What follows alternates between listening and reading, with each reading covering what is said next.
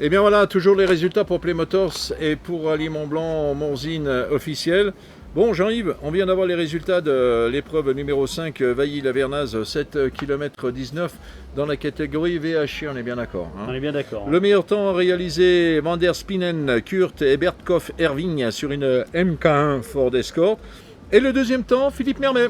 Bah oui, le retour de Philippe Mermet. Voilà, sur la Renault Alpine à 110. Le sac Étienne et Jean-Philippe sur une Porsche 911. C'est sympa, on a une Ford, on a une Renault, on a une Porsche. Ouais. Et en quatrième, on retrouve à nouveau une Porsche avec Marcelli, Dominique et Aubeuf, Benjamin. Ford. Et la surprise, mais ça on en avait déjà parlé d'ailleurs ce matin, c'est Patrick et Monique Narcès sur la Ford Fiesta.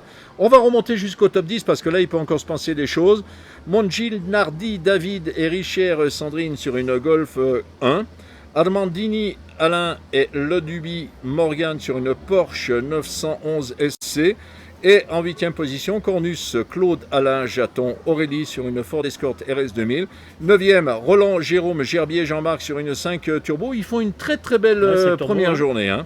Et le 10e temps, bien entendu, c'est Filiard John, Matro Ambroise sur une Opel Kadett. Tiens. Voilà. Au niveau du classement, donc ça nous donne quoi pour l'instant? Alors le classement, c'est pour ça que on regarde effectivement ce classement, parce qu'il bouge sans arrêt. On retrouve Étienne Le Sac sur une Porsche 911, donc les Porsche en tête. Hein. Devant donc Kurt Van der Spinnen sur la Ford Escort. Oui. En 3e position, on trouverait Dominique Marcelli avec Benjamin Aubeuf sur la Ford Escort. Ce qui est un peu dans la logique. Ouais. Patrick Narcès 4e. Ah bien, top 5. Monique. Voilà, top 5. Ensuite, en 5e position, donc Alain Armandoni avec la Porsche 911C. David Montgillard, lui, est en 6e position avec la Golf 1. Et l'ami la Renault 5 Turbo. Ah, la 5 Turbo. Jérôme Roland en 7e position. Claude Alain Cornus avec la Ford Escort RS 2000, 8e, 9e, c'est Philippe Mermet, l'Alpine. Et enfin 10e, on retrouve John Fillard avec l'Opel Kadett. Donc là, on est bien d'accord que l'on parle, bien entendu, de la 5e épreuve de la journée VHC. Tout à fait. Et voilà. Donc la 6e vient d'être courue aussi, hein, c'est Bonnevelo Bio avec une spéciale de 9 km 74. On retrouve dans la spéciale Van der Spinnen, Kurt, Bertkopf, Erving sur l'Escort.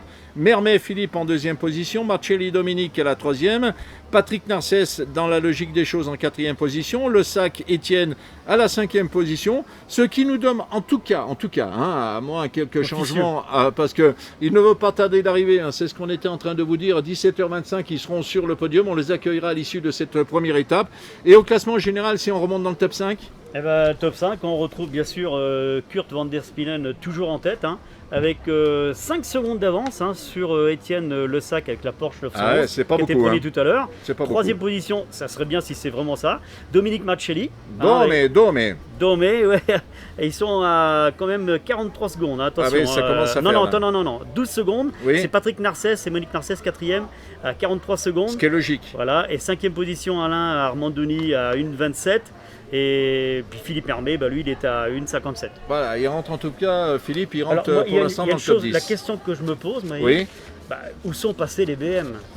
Exact. À chaque fois, on a ce trou, on se dit, mais elles sont où? Je suis bien d'accord. Parce qu'elles reviennent, et puis là, elles redisparaissent. Alors ça, je pense qu'on aura le verdict tout à l'heure sur le podium. Bien, alors, là, on en a terminé avec le VHC. Comme on le disait il y a quelques minutes, on va les accueillir sur le podium à 17h25.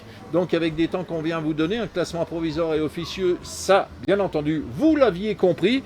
Et si on revient au moderne, là aussi, on a quelques surprises.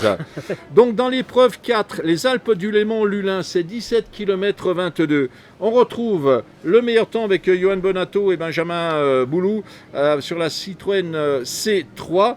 On retrouve un temps de 7,59.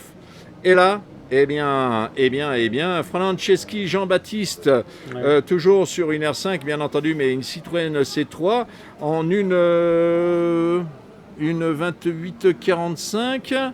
Non, 8,02. Ce qui veut dire qu'ils n'ont pas grand-chose, hein. Ils ont 2 petites secondes d'écart. Ouais. Et la surprise, du jour, ou la continuité pour cette 72e édition. Allez, je vous le donne en mille. Allez. Qui caracole à la 3e place, à votre avis?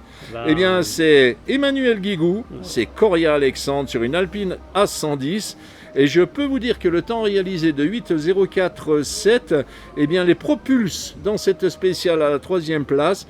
et il rétrograde Quentin Giordano sur la Volkswagen Polo. Il rétrograde également à la 5e place Gilbert Quentin et à la 6e Abouzit Thibault. Mais la 7e place est à mettre au profit de Laurent Pellier qui lui aussi est sur une Alpine. C'était le temps de la spéciale. Le temps au classement Scratch. Alors, pour l'instant, ça bouge beaucoup. Ça bouge. Yann Bonato toujours en tête avec 14 secondes d'avance 14 sur secondes Quentin Gilbert. d'écart, rendez-vous compte. Voilà. Et Manu Guigou, lui, arrive en 3e position à 18 secondes.